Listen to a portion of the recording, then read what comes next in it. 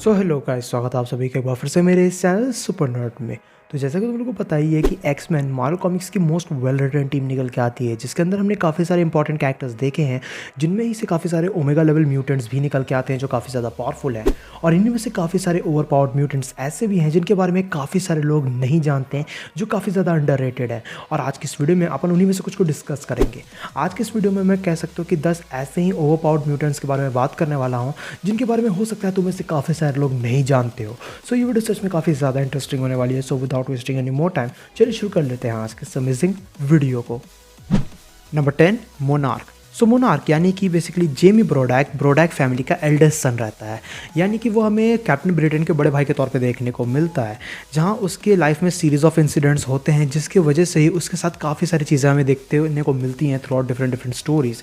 जहाँ स्टार्टिंग में वो एक कार रेसर था, जिसके बाद वो गैम्बलिंग में घुसा एंड इवेंचुअली सब कुछ खो देने के बाद उसकी मुलाकात हुई डॉक्टर क्रोकोडाइल से, जिसने उसके माइंड को पूरे तरीके से ख़त्म कर दिया। एंड इवेंचुअली जिसके बाद जेमी को लगने लगा कि उसके आसपास की सभी चीज़ें एक ड्रीम लाइक सीक्वेंस है। एंड इवेंचुअली उसी कह सकते हो कि टॉर्चर के अराउंड उसकी म्यूटेंट लाइक एबिलिटीज़ ट्रिगर हुई, जिसके बाद उसने आइडेंटिटी ली मोनार्क की। जहां मोनार्क कह सकते हो कि काइंड ऑफ हमें एक एंटी हीरो टाइप कैरेक्टर देखने को मिला है, लेकिन जो चीज़ मोनार्क को सबसे ज़्यादा टेरिफाइंग बनाती है वो है उसकी रियलिटी मैनिपुलेशन की पावर। अब बेसिकली मोनार्क एक अनस्टेबल कैरेक्टर है, एक कंप्लीट अनस्टेबल कैरेक्टर है, जिसकी वजह से वो रियलिटी को मैनिपुलेट तो कर सकता है, लेकिन उसे वो काफ़ी ज़्यादा टेरिफाइंग तरीके से करता है। जहाँ वो चीज़ कहीं ना कहीं क्वांटम फिजिक्स से रिलेटेड हमें देखने को मिली है। टेम्परल मैनिपुलेशन, मैटर मैनिपुलेशन जैसी चीज़ें भी मोनार्क कॉमिक्स में परफॉर्म करते हुए नजर आ चुका है। बट ये काफ़ी ज़्यादा ओवर पावर्ड कैरेक्टर है, जो खुद को कहीं पे भी टेलीपोर्ट कर सकता है, दूसरों के माइंड को कंट्रोल कर सकता है, मरे हुए को वापस से जिंदा कर सकता है, और एक मोमेंट पे आने के बाद तो इसने सॉर्सरी भी हासिल कर ली थी। तो उस विषय से अगर देखा जाए तो मोनार्क एक काफ़ी अंडररेटेड ओवर पावर्ड म्यूटेंट निकल के आता है। Number 9, Gabriel Shepherd. अगर देखा जाए तो गैब्रियल शेपर्ड बेसिकली हमें एक प्रोटो म्यूटेंट देखने को मिला है। ऑफकोर्स उनमें से मैक्सिमम लोगों को प्रोटो म्यूटेंट के बारे में नहीं पता होगा। तो proto mutants basically undeveloped mutants थे, जो म्यूटेंट्स के एग्जिस्टेंस से कई साल पहले एग्जिस्ट करते थे, जो कह सकते हो काइंड ऑफ म्यूटेंट्स के सबसे पहले एक्सजीन फॉर्मेशन करने वाले ह्यूमंस में से एक थे, जिनमें एक्सजीन गई और उन्हें कह सकते हो कि उनकी म्यूटेंट लाइक एबिलिटीज़ के बारे में पता चला। Unfortunately most of the proto mutants कह सकते हो कि ख़त्म हो जाते हैं, इरेडिकेट हो जाते हैं, लेकिन Gabriel was the last one from that particular race, कह सकते हो काइंड ऑफ, अगर तुम उसे रेस कंसिडर करोगे। लेकिन यहाँ पर चीज़ ये निकल के आती है कि गैब्रियल शेपर्ड के बारे में हमें ज़्यादा इन्फॉर्मेशन नहीं दी गई, इवेंचुअली ये बताने के अलावा कि वो हमें नियरली ऑमनीपोटेंट देखने को मिला है, जो चीज़ ऑब्वियसली ये बता देती है कि वो क्यों एक ओवर पावर्ड म्यूटेंट है। जहाँ गैब्रियल के पास कह सकते हो कि किसी कॉस्मिक लेवल की कैरेक्टर की एबिलिटीज़ तो मौजूद नहीं थी, बट एक नॉर्मल ओमेगा लेवल म्यूटेंट की कंपैरिजन में वो कहीं ज़्यादा पावरफुल था।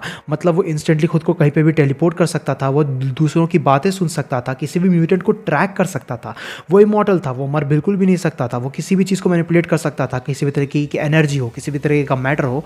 और अगर बात आती है फिजिकल स्ट्रेंथ की, तो फिजिकली जितने भी कैरेक्टर्स हमें देखने को मिले ना, जो म्यूटेंट्स निकल के आते हैं मार्वल के अंदर, उनमें गैब्रियल सबसे ज़्यादा स्ट्रॉन्ग था। Unfortunately Marvel now act like कि that character particularly doesn't exist any more, तो उसके बारे में हमें और कुछ पता नहीं है, क्योंकि गैब्रियल कॉमिक्स में काफ़ी कम अपीयर हुआ था। बट इतना हमें पता है कि ये काफ़ी ज़्यादा ओवरपावर्ड म्यूटेंट था।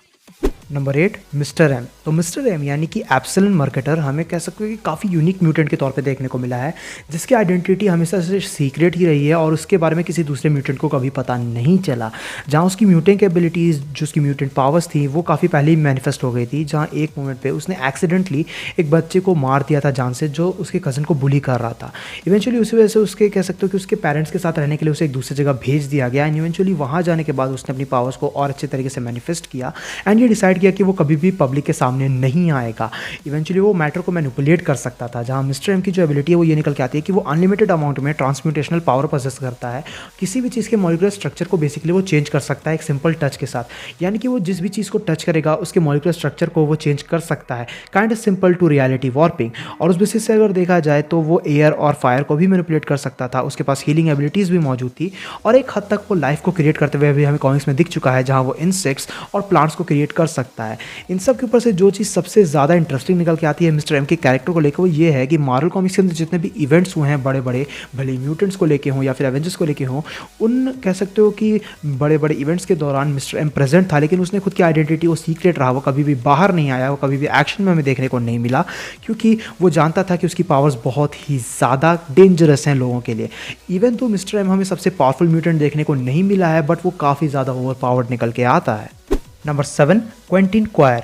अब बेसिकली एक्स मैंशन के डिस्ट्रॉय होने के बाद जब वो रीबिल्ड हो रहा था और जेवियर इंस्टीट्यूट दोबारा शुरू हुआ, तो उस टाइम जो हमें न्यू स्टूडेंट्स देखने को मिले थे उन्हीं में से एक निकल के आता है क्वेंटिन क्वायर, जो कह सकते हो कि बहुत ही ज़्यादा इंटेलेक्चुअल म्यूटेंट था और वो चार्ल्स जेवियर यानी कि प्रोफेसर एक्स का काफ़ी बढ़िया कह सकते हो कि स्टूडेंट साबित होते हुए हमें नज़र आता है।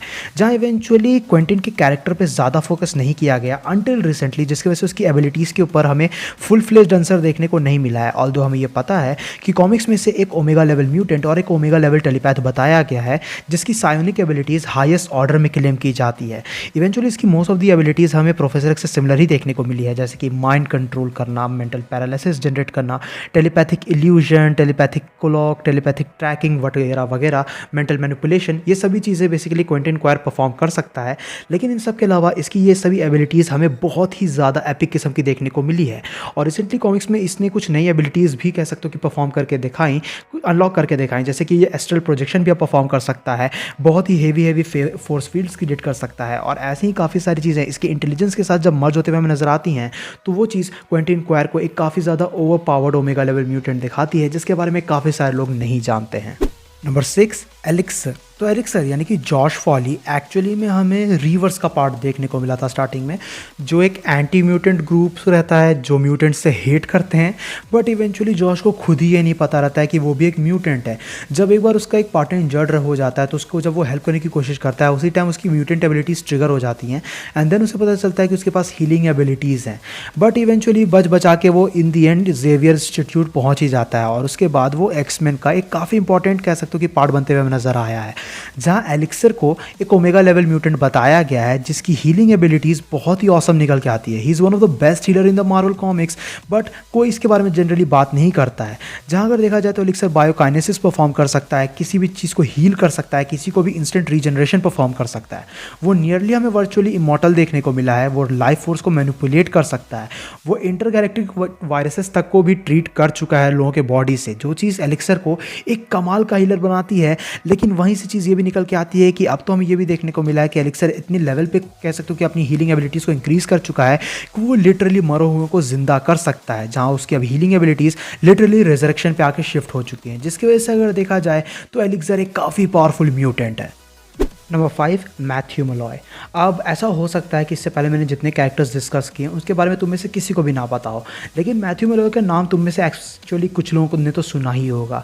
जहाँ अगर देखा जाए तो मैथ्यू का कैरेक्टर काफ़ी ज़्यादा इंटरेस्टिंग निकल के आता है, जहाँ इवेंचुअली मैथ्यू स्टार्टिंग में अपनी वाइफ के साथ रहता था, बट स्क्रल इन्वेजन के इवेंट के दौरान बेसिकली उसकी वाइफ की डेथ हो जाती है, जिसके बाद मैथ्यू कह सकते हो कि काफ़ी ज़्यादा मेंटली अनस्टेबल होकर, काफ़ी ज़्यादा ट्रॉमाटाइज होकर कह सकते हो काफ़ी ज़्यादा सफ़र करने लगता है, जिसके बाद वो एक दूसरे जगह पे मूव करता है। इवेंचुअली वहाँ जाने के बाद वो अपनी वाइफ की सिस्टर से मिलता है एंड इवेंचुअली वहाँ पे एक बहुत ही ज़्यादा इमोशनल होने के बाद उसकी जो म्यूटेंट एबिलिटीज़ रहती हैं वो मैनिफेस्ट हो जाती हैं, जो क्विकली आउट ऑफ कंट्रोल हो जाने की वजह से कह सकते हो कि मैथ्यू की वाइफ की बहन को वहीं पे मार देती है और काफ़ी ज़्यादा दूर तक का एरिया भी डिस्ट्रॉय हो जाता है, जिसके बाद मैथ्यू को पता चलता है कि वो बेसिकली एक म्यूटेंट है और उसकी एबिलिटीज़ बहुत ही ज़्यादा इंसेन अमाउंट की हमें देखने को मिली है। जहाँ अगर देखा जाए तो मैंने बताया प्रीवियसली गैब्रियल के केस में कि भले वो ऑमनीपोटेंट क्यों ना बताया गया हो, लेकिन उसकी एबिलिटी कॉस्मिक बीइंग्स की लेवल की नहीं है। वेल मैथ्यू के केस में ऐसा निकल के नहीं आता है, ये एक बियॉन्ड ओमेगा लेवल म्यूटेंट है जो रियलिटी को वो बहुत ही बुरे हद तक मैनिपुलेट कर सकता है। इसकी पावर को बेसिकली कह सकते हो कि गॉड के कंपैरिजन के बताया गया है, जहाँ इसकी एबिलिटीज़ लाइफ और डेथ के कॉन्सेप्ट के बियॉन्ड एग्जिस्ट करती है और इसकी एबिलिटीज़ टाइम और स्पेस को भी ट्रांसेंड कर देती है। जहाँ ये टेलीकाइनेसिस, टेलीपैथी जैसी चीज़ें तो परफॉर्म कर ही सकता है, लेकिन इसकी रियलिटी मैनिपुलेशन की एबिलिटी इसे नियरली फ्रैंकलिन रिचर्ड्स के लेवल का ला के खड़ा करती हैं, जिससे ये तो हमें पता चल जाता है कि मैथ्यू मलॉय एक काफ़ी ज़्यादा डेंजरस और एक अनस्टेबल पावरफुल म्यूटेंट है। Number 4, exodus. तो एक्सोडस यानी कि बेनेट दू पेरिस एक्चुअली में 12th सेंचुरी से बिलोंग करता था, जो मिडेवल फ्रांस में पैदा हुआ था और वो हमें कह सकते हो कि एक क्रूसेडर के तौर पे देखने को मिला था, जिससे एडवेंचर्स बहुत ज़्यादा पसंद थे। इवेंचुअली उसे हमेशा से ये लगता था कि उसके पास कुछ सीक्रेट एबिलिटीज़ हैं, लेकिन जब उसकी म्यूटेंट एबिलिटीज़ प्रॉपरली मैनिफेस्ट होती हैं उसके कुछ टाइम बाद उसे अबडक्ट कर लिया जाता है अपोकलिप्स के द्वारा। देन अपोकलिप्स के अंडर वो कह सकते हो कि हमें एक विलन लाइक कैरेक्टर में कन्वर्ट होते हुए नजर आता है, जिसके बाद से ही वो कह सकते हो कि अपनी एबिलिटीज़ के बारे में सीखता है, समझता है एंड इवेंचुअली आगे आगे चल के मैग्नीटो के ग्रुप को ज्वाइन कर लेता है, जहाँ एक्सोडस उन कैरेक्टर्स में से एक था जो ह्यूमंस और म्यूटेंट्स के बीच में डिस्क्रिमिनेशन देख के वो चीज़ पसंद नहीं करते थे। एंड इसी वजह से इवेंचुअली उसके लिए भी जो म्यूटेंट सुप्रीमेसी थी वो एक काफ़ी बड़ी हेवी एलिमेंट निकल के आई उसके एक विलन बनने के लिए।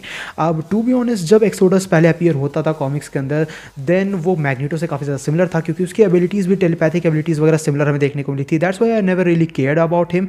But when I went back to check his origin, तो वो चीज़ हिट करती है, जहाँ उसका जो मिडेवल फ्रांस का हमें पूरा ऑरिजिन देखने को मिलता है, किस तरीके से वो नाइट टेम्पलर्स का क्रूसेडर था।